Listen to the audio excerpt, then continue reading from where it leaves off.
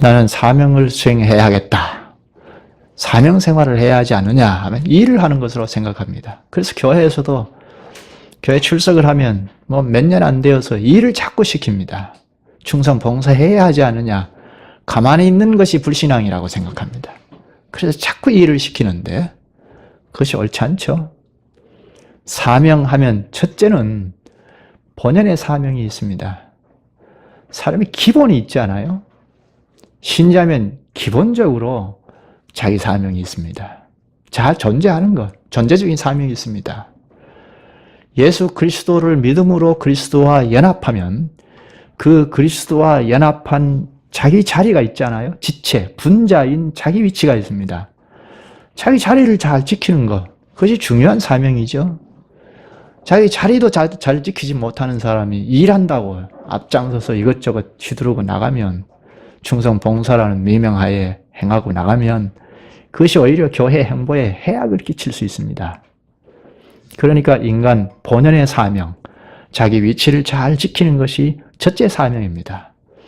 그 다음에 사역적인 직분과 관련된 사명이 있습니다. 시대적인 사명이 있습니다. 그런데 이 시대적인 사명도 자기 교회 안에서 찾을 일이죠. 혼자 이 시대에 뭘 하겠다. 그것은 옳지 않고 이 시대적인 사명까지도 자기 교회를 이루는 교회 안에서 사명을 찾아야 합니다. 이렇게 인간 본연의 사명을 자각하고 시대적인 사명을 생각해야 합니다. 인간 본연의 사명을 자각하지 못한 데서 전면에 나서서 이것저것 하기로 하고 열심히 하면 하는 만큼 해악이 될 수 있습니다. 열심을 추구하여 자기 의를 드러내고 말잖아요. 열심을 추구하여 자기 의를 드러내면 도리어 천국에서는 해악이죠. 그런 일을 예수님 당시에 유대인들이 그렇게 했습니다. 하나님의 뜻에 대한 무지에서 나온 열심이 도리어 자기 의를 드러낸 결과가 되었습니다. 로마서 10장 2절 3절에 말합니다. 내가 증거하노니 저희가 하나님께 열심히 있으나, 바울이 지금 로마서를 쓰면서 얘기하고 있는데요. 내가 증거하노니 저희가 하나님께 열심히 있으나, 유대인들 말합니다. 이스라엘이 하나님과 성전과 율법에 대한 대단한 열심을 가졌습니다. 이렇게 열심히 있으나 지식을 쫓은 것이 아니라 하나님을 아는 지식을 가지고 하지 않았다는 겁니다. 구원을 주는 지식이 결여되어 있는 상태에서 하나님의 의를 모르고 자기 의를 세우려고 힘써 하나님의 의를 복종치 아니하였느니라. 그러니까 열심히 있느냐 없느냐는 문제가 중요한 것이 아니죠. 기본적인 사명을 잘 가지고 그 다음에 사역적인 사명을 생각하느냐, 이것을 생각해야죠. 그렇지 않는 열심분자들이 좋은 것 같지만 좋지 않습니다. 여기 아내를 생각하다가 지금 생각하고 있는데, 아내가 남편을 바르게 도우려면 하나님께서 돕는 배필로 준 그 본의를 잘 수행하려면 하나님 나라의 도리를 잘 깨달아야 합니다. 하나님을 아는 지식이 풍요로워야 합니다. 처음부터 대단하지는 않지만 하나씩 하나씩 배워야 합니다. 하나님 나라의 도리가 무엇입니까? 하나님 나라 안의 도리, 세상의 도리는 우리가 학습을 받아서 학문 터득을 해서 세상을 살아가는 도리를 배우죠. 하나님 나라의 도리는 무엇인가요? 예수를 그리스도를 믿고 하나님 나라 안으로 들어오면 그때부터 당장 예배를 드리니까 예배가 무엇인지, 예배의 요소에서 찬송이나 기도가 무엇인지, 헌금이 무엇인지 하나씩 배워야 하죠. 교회는 이것을 잘 알고 하나씩 차서 있게 가르쳐야 하고, 오늘 교회의 문제가 단편적으로 가르친다는 것이 문제입니다.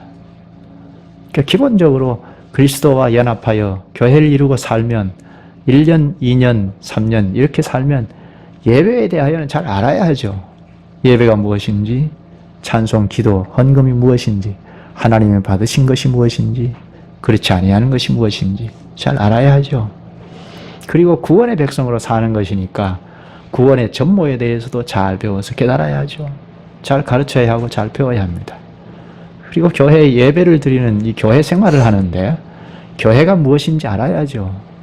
교회를 출입하는데 교회가 무엇인지 그저 단편적으로 몇 가지 알고 말면 곤란하죠. 세월 속에서 자꾸 깊이 심오하게 깨달아야죠. 교회가 무엇인지 깨달아야 하고 교회와 하나님 나라의 관계에 밀접한 관계가 있는데 하나님 나라가 무엇인지 깨달아야 하죠. 이런 도리를 자꾸 깨달아가는 터위에서 돕는 배필 역할을 잘 수행할 수 있죠.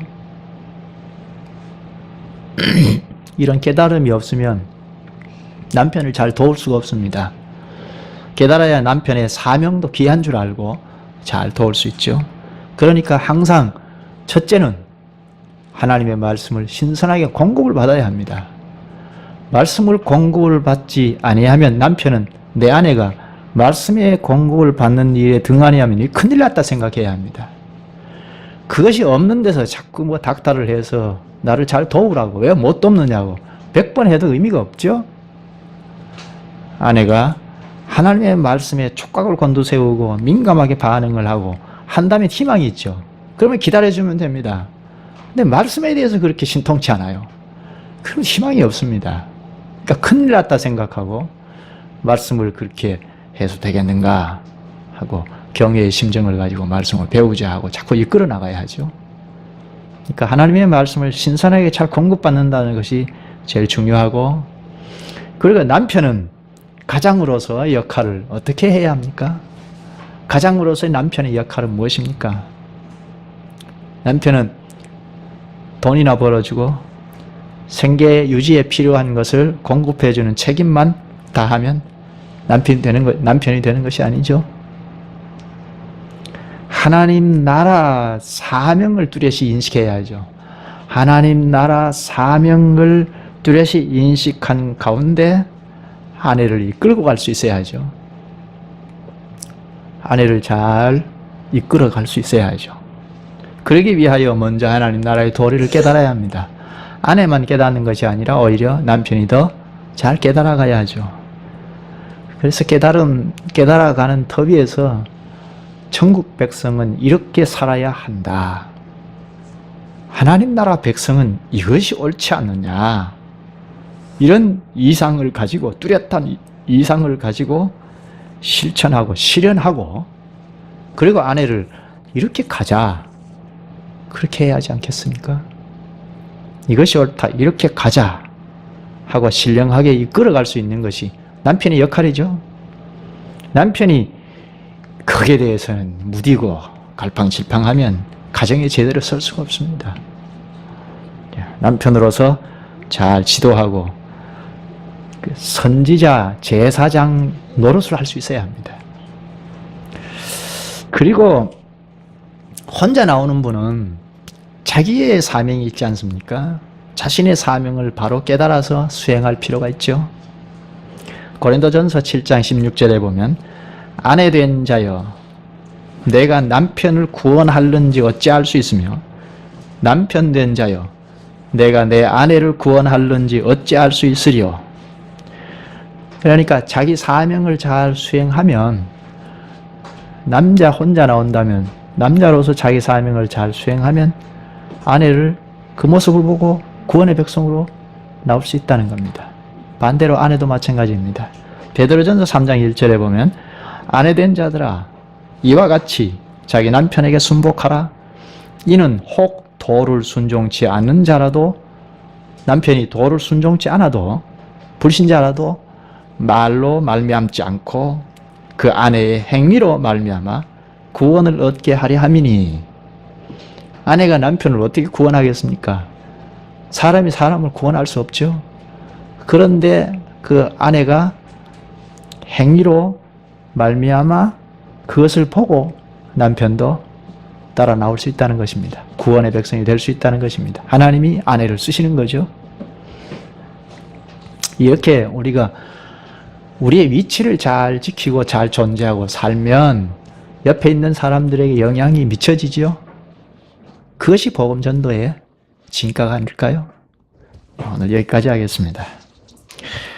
다음 주에는 오늘 말씀하고 지난번의 말씀 1장, 2장을 좀 함께 좀 정리하는 시간을 갖도록 하겠습니다.